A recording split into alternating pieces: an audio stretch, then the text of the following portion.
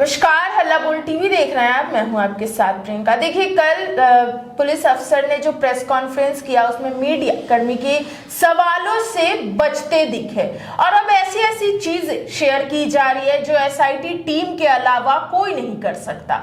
अब इस पूरे मामले में सीबीआई की एंट्री होने जा रही है और उससे पहले ऐसी ऐसी चीजें जो शेयर की जा रही है उससे छात्रा के चरित्र पर सवाल उठ रहे हैं। तो क्या सीबीआई की एंट्री से पहले ऐसा माहौल बनाना सही है? इन्हीं सब सवालों के जवाब के लिए आज हमारे साथ मौजूद है हल्ला बोल टीवी के संपादक दीपक शर्मा। देखिए प्रियंका, यह बात आपसे बेहतर कौन समझ सकता है, एक लड़की से बेहतर कौन समझ सकता है कि दुनिया में सबसे आसान काम क्या है? किसी लड़की के कैरेक्टर पर सवाल उठा देना, उसके चरित्र पर सवाल उठा देना, बस बहुत आसान काम है। इससे आसान काम दुनिया में कुछ है ही नहीं। अब इस लड़की की जान चली गई, ये डॉक्टर बनने पढ़ने लिखने पटना आई थी, होनहार स्टूडेंट थी, कोई इस बात का जिक्र नहीं कर रहा है कि वो होनहार स्टूडेंट थी। पहले प्रयास में, पहली कोशिश में उसने क्वालिफाई किया था नीट, उसकी रैंकिंग कम आई थी लेकिन पहले ही प्रयास में उसने क्वालिफाई किया था। अब सवाल यह उठता है कि इस मामले में सीबीआई की एंट्री होने जा रही है और सीबीआई की एंट्री से पहले कल प्रेस कॉन्फ्रेंस होती है, उसमें मीडिया के कर्मी पत्रकार सवाल पूछते हैं। तो जब सवाल पूछते हैं पत्रकार तो पुलिस अफसर उसका जवाब नहीं देते हैं, उठकर चले जाते हैं। और अब छात्रा से जुड़े, एसआईटी जांच से जुड़े ऐसे ऐसे डिटेल्स शेयर किए जा रहे हैं जो एसआईटी से जुड़े लोगों के अलावा और कौन कर सकता है। और ऐसे डिटेल अब शेयर क्यों किए जा रहे हैं जब सीबीआई जांच शुरू करने जा रही है? उससे पहले ऐसा माहौल बनाने की कोशिश क्यों की जा रही है कि छात्रा ही बुरी थी? वो बहुत बुरी थी, उसने इस दुनिया में पैदा लेकर ही गलती की, बिहार में पैदा लेकर ही गलती की। हमारा समाज ऐसा समाज नहीं है जो हम बेटियों को प्रोटेक्ट कर सके, यही गलती थी ना उसकी। कि हमारा जो समाज है, हमारा जो देश है, वो बेटियां जी सके इसमें भयमुक्त होकर, हम ऐसा माहौल नहीं दे पाते हैं। बेटियों को पैदा ही नहीं होना चाहिए, क्यों पैदा होगी? जिधर जाएगी, जिस तरफ जाएगी, उसको हवस का शिकार बनाया जाएगा। जब वो मर जाएगी तो उसके कैरेक्टर पर सवाल उठाए जाएंगे। आप सोचिए कि किस तरह की चीजें शेयर की जा रही हैं। हम कुछ नमूने आपको दिखाते हैं और कोशिश क्या है? कोशिश यह प्रूव कर देने की है कि वो छात्रा जो है, जिसकी जान चली गई शंभू गर्ल्स हॉस्टल में, वो वही दोषी है। अच्छा। आप एक बात बताइए, 1 मिनट के लिए मान लेते हैं कि छात्रा ने सुसाइड किया, ठीक है? एसआईटी के ऑफिसर्स क्यों सुसाइड नहीं कर ले रहे हैं? उनको एक केस मिला, केस में फेल हो गए, केस की जांच नहीं कर पाए, पता नहीं लगा पाए, क्यों नहीं सुसाइड कर ले रहे हैं? असफल हो गए। मैं क्यों नहीं सुसाइड कर ले रहा हूँ? एक रिस्पॉन्सिबिलिटी लेते हुए कि मैं बिहार का मतदाता हूँ, बिहार का नागरिक हूँ, मुझे इसमें मामले में लड़ाई लड़नी चाहिए थी, छात्रा को इंसाफ दिलाने की। मैं पत्रकार हूँ, मैं नहीं दिला पाया, मुझे सुसाइड कर लेना चाहिए? सुसाइड कोई ऐसे ही नहीं करता है। सुसाइड कोई तब करता है जब उसके जीवन में अंधकार छा जाता है और उसके जीवन में रोशनी की कोई उम्मीद नहीं होती है। अगर वो सुसाइड भी की है तो abetment of suicide is a crime. किसी ने तो उसको सुसाइड करने की उसके सामने परिस्थिति लाई होगी, तो वो जो भी है उसको गिरफ्तार किया जाना चाहिए। अगर उसकी हत्या नहीं हुई है, सुसाइड है, तो सुसाइड क्यों है?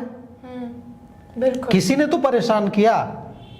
अगर उसके अंडरगारमेंट्स पर, उसके कपड़ों पर सीमेंट या स्पर्म जो भी मिला है तो किसी का तो होगा। वो कौन है वो व्यक्ति? अगर आप कह रहे हैं कि यौन हिंसा से हम इनकार नहीं कर सकते हैं, तो किसने यौन हिंसा की?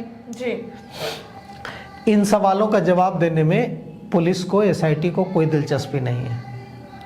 दिलचस्पी क्या है? दिलचस्पी देखिए बताने, दिलचस्पी यह साबित करने की है कि छात्रा ही दोषी है। बिल्कुल। लिखा जा रहा है कुछ मीडिया ऑर्गेनाइजेशंस की ओर से कि छात्रा डायरी में लिखती थी कि आई एम अलोन। दुनिया का हर व्यक्ति, आज जो दौर है इसमें अकेला फील करता है। हर व्यक्ति अपनी डायरी में लिखता है कि आई एम अलोन। बिल्कुल। हर व्यक्ति को अकेलापन फील होता है। जो हर वक्त 50 लोगों से घिरे रहने वाले लोग हैं ना, वो सबसे ज्यादा अकेलापन फील करता है। बिल्कुल। देखने में लगता है कि वो हमेशा 50 लोगों से घिरे हुए हैं। अब इसको कहा जा रहा है कि वो आई एम अलोन लिखती थी डायरी में। इसमें ये लिखा जा रहा है कि वो अपनी जिंदगी से बहुत परेशान थी। कौन अपनी जिंदगी से परेशान नहीं है, कौन दबाव में नहीं है। वो मेडिकल की तैयारी कर रही थी, मिडिल क्लास परिवार से आती थी, पटना में पढ़ाई कर रही थी, हॉस्टल में रहती थी, पैसों की दिक्कत होती होगी, दबाव होता होगा। पहली बार में अच्छा क्वालिफाई किया, पहले प्रयास में ही क्वालिफाई किया नीट, लेकिन बहुत अच्छा रैंक नहीं आया, उससे भी परेशानी होती होगी। यह भी साबित करने की कोशिश की जा रही है कि परिवार से उसके रिश्ते अच्छे नहीं थे।